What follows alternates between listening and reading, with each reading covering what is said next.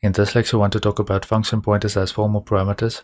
I have a couple of functions here. The run function is going to print out I'm running, and then I have a walk function which is going to print out I'm walking. Then I have this remap key function as well. The first formal parameter is going to be a reference to a pointer. Because we want to do assignment right here, we want to assign the button action to the button to remap. Okay, so the second formal parameter is going to be button action, and that is also going to be a pointer to a function. Now, since we want to assign it to the button to remap, it would not make sense for that to be simply a pointer, because if you pass something into this is going to create a pointer which we are going to assign to, and when the function goes out of scope, this pointer is destroyed. So we want this formal parameter as a reference to a function pointer. That is an alias for a function pointer, so that whatever we assign to that will actually reflect back in the main function or the calling function.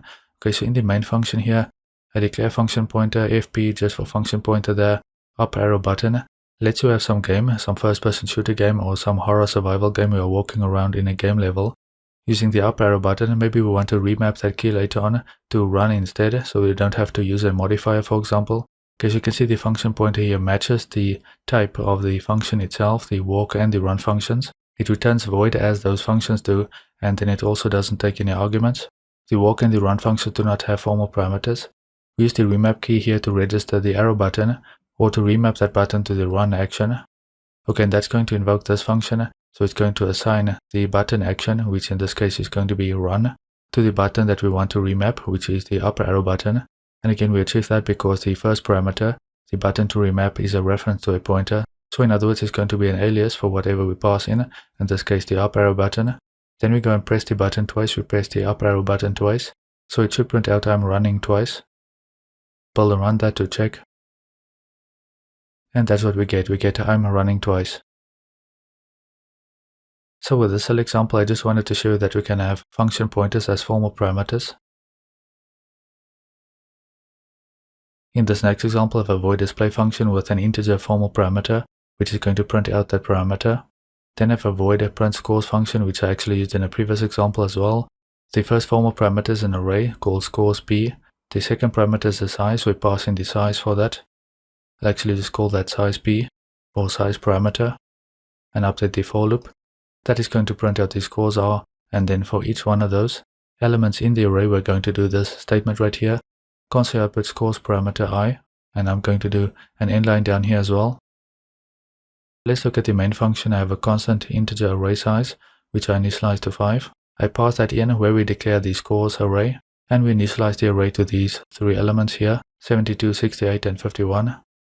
Then I do print scores, so I invoke that function and I pass in scores and the array size. That should print out those three scores now, and then followed by zeros, and you can see that is what we get.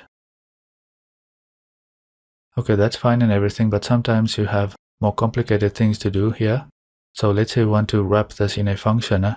Instead of doing a console output statement, maybe you want to use this display function, for example. Sometimes it can get more complicated than doing a simple printout. Sometimes you want to write to a file and then you have to create that file, do all sorts of checks and so forth, and you don't want to do all of that stuff in a single function.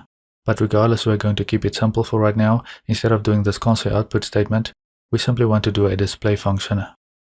So that's actually what I wanted to do for an exercise right now. Pause the video, add another formal parameter in this list up here, which will be a function pointer which will match this display function. And then within this function print scores, it should invoke the display function right here instead of doing this console output statement. And ultimately, we want to get a similar printout. Now you may have to modify the console output here in the display function as well. But pause the video for a second and give that a go before we continue.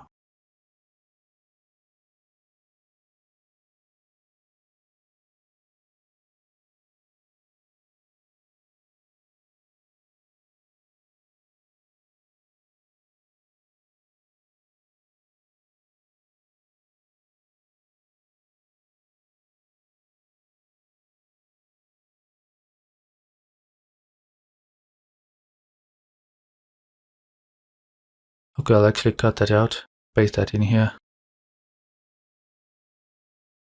and remove that statement.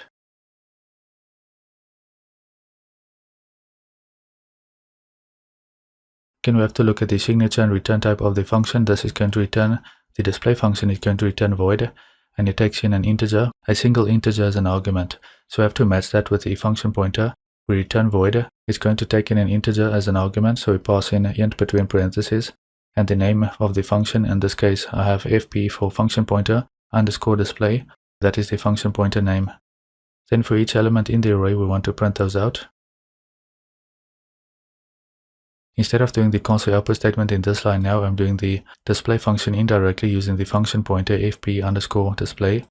Then in the main function, we want to make sure to update the function call print scores.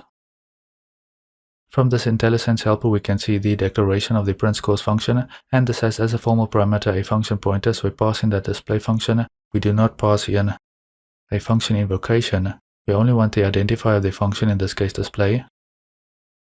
Okay, let's build and run and see what happens. And we actually get 0, 1, 2, 3, and 4. And that's because we're actually passing the iterator here, so that was my mistake. Hopefully you caught that one early before I did. For each iteration of the for loop is going to fetch the value in the array. We pass in I.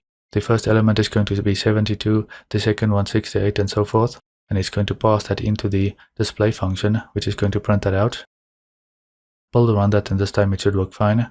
And we can see we get those values printed out correctly this time.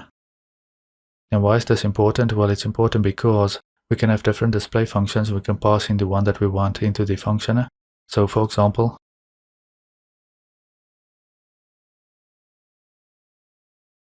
the display function 1 is going to print those values out in a row, whereas display function 2 is going to print those values out top down in a column.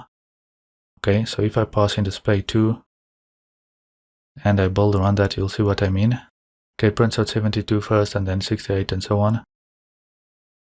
Now of course you may want to fix the output right here.